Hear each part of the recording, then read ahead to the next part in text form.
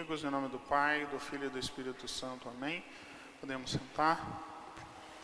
Amados irmãos e irmãs, em nosso Senhor Jesus Cristo, no Evangelho de hoje, Jesus faz o contraste entre essas duas figuras, o publicano e o fariseu. Duas figuras que são contrárias, são opostas, tanto externa como internamente. O fariseu era, todos os fariseus eram aqueles homens separados, aqueles homens considerados santos, porque eles eram aqueles que propunham para a sua vida uma observação fiel e radical da lei de Deus. Em teoria, eram aqueles que mais agradavam a Deus, porque eram aqueles que viviam em todas as minúcias aquilo que Deus manifestava como sua vontade na lei. Por outro lado, nós temos o publicano. O publicano é um funcionário público. Só que naquele tempo, ser funcionário público era ser um traidor, porque os romanos invadiram a Terra Santa. E os funcionários públicos, os publicanos, eram aqueles que trabalhavam para os inimigos. Então, publicano, independente se o sujeito fosse ladrão ou não, era tido como um pecador público. É quase mais ou menos como o nosso político, que a gente nem sabe se o sujeito roubou ou não, a gente já acha que é ladrão automaticamente. Então era assim que funcionava, o brasileiro tem isso na cabeça, era assim que funcionava com os publicanos. Ninguém gostava dos publicanos, os publicanos eram ladrões. E esses dois homens estavam lá, o símbolo da justiça e o símbolo do pecado. Só que quando a gente olha o interior, a oração que eles faziam, o Evangelho deixa muito claro que eles faziam a oração em silêncio, tá? Eles não estavam falando alto, a gente sabe, as orações eram feitas em silêncio. Pela oração deles nós vemos que existe também um contraste, só que inesperado. O fariseu rezava dizendo: muito obrigado, Senhor, não sou como o resto dos homens. O resto. Como são os homens do resto? São injustos, ladrões, adúlteros, e nem como esse publicano. Aponta ainda para o sujeito, não com o dedo, aponta interiormente. Nem como aquele publicano aí, que com certeza é ladrão, é injusto, é tudo isso aí. Eu não. Eu pago dízimo, eu jejuo 2 vezes na semana, eu faço tudo direitinho. Já o publicano rezava uma oração muito simples: meu Deus, tende piedade de mim, porque eu sou um pecador. E Jesus fala: o publicano foi para casa justificado, foi perdoado para casa, e o fariseu não. O pecado que o fariseu cometeu, e é interessante que nós estamos usando o exemplo de uma pessoa cometendo um pecado grave na oração. Ele estava rezando, e na sua oração ele comete um pecado grave, chamado de presunção.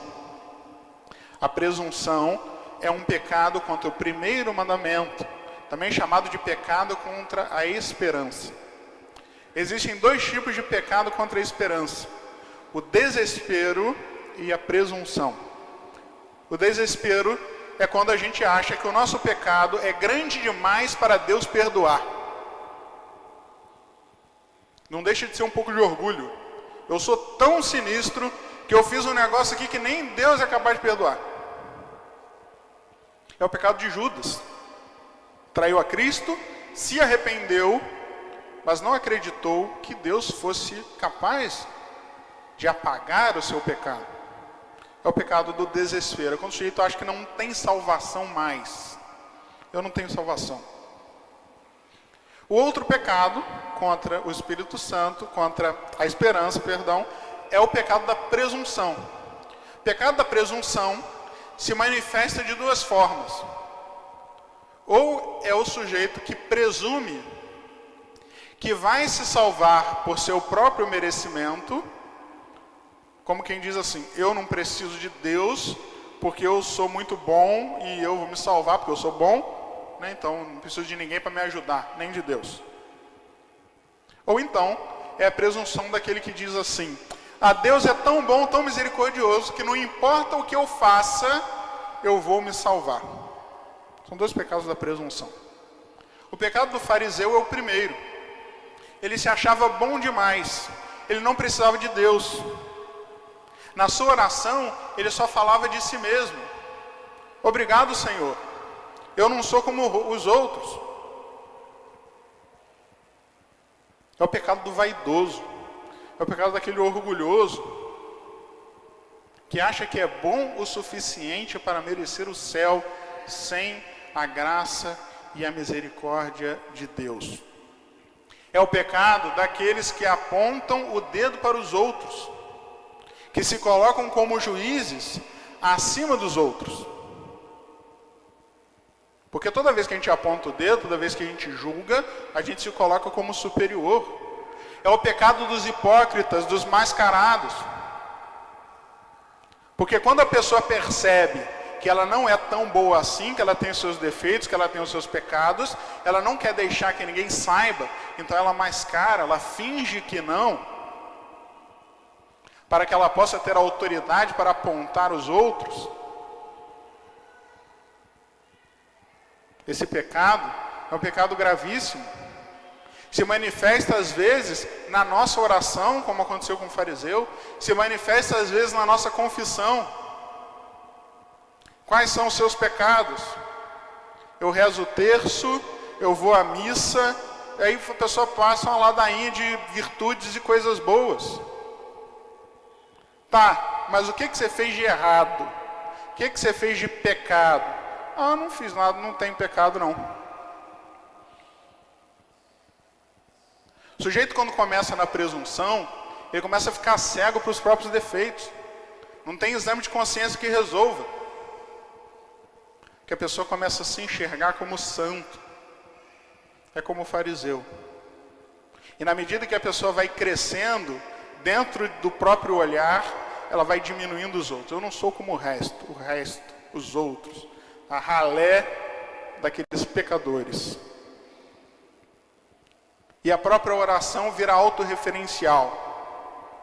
Muito obrigado, Senhor, porque eu não sou igual aos outros. Muito obrigado porque eu sou bom. Muito obrigado porque eu faço isso. Muito obrigado porque eu faço aquilo. Por outro lado, nós temos um outro tipo de presunçoso. É o sujeito que tem aquela presunção de achar que não importa o que eu faça, Deus vai me salvar de qualquer jeito. É um pecado de imaturidade. Se fosse para Deus te salvar de qualquer jeito, Ele não vinha na terra, não ensinava nada. Era só Ele simplesmente salvar todo mundo, pronto, acabou. É o pecado de quem não quer mudar de vida. O pecado de quem acha que Deus é bobo. Que Deus é um bonachão. Que está rindo para todo mundo. E não interessa o que você faça, Ele vai estar rindo para você. E que nada que você faz o desagrada. Não existe isso. Nossas coisas, nossas atitudes, todas têm consequências. Nossas atitudes são colocadas dentro de um parâmetro de certo e de errado. Nem tudo que você faz, Deus está sorrindo para você e achando bonito. Deus quer mudança. Talvez lá no fundo dessa pessoa, ela até saiba que ela está toda errada e que ela merece ir para o inferno. Só que ela não quer aceitar isso para não entrar em desespero. Então ela cria essa imagem fictícia de Deus, de um Deus sem moralidade. Tá, tudo bem, qualquer coisa que eu faça, Deus é bom. Deus é bom, mas você é mau. Esse que é o problema. E justamente porque é mau, não pode ter lugar junto de Deus que é bom. Deus é bom, Ele exige bondade, porque bondade é coisa objetiva. Uma atitude é boa ou má. E justamente Cristo veio ensinar para a gente aquilo que é bom e veio explicar para a gente que tem coisas que são mais. E se eu não me convenço de que eu preciso mudar as minhas atitudes, de que eu preciso também ser bom, eu vou acabar caindo nessa presunção. É assim que acontece com aquelas pessoas também que se confessam para bater ponto. Que se confessam sem perspectiva de mudança. É uma espécie de desencargo de consciência, mais ou menos. Uma confissão mal feita, às vezes inválida. O jeito não quer mudar, não. Ele está ali só por, sei lá, tem costume de falar o que ele fez. Não podemos ser assim. Cada confissão que a gente faz tem que estar carregada de um desejo real de transformação.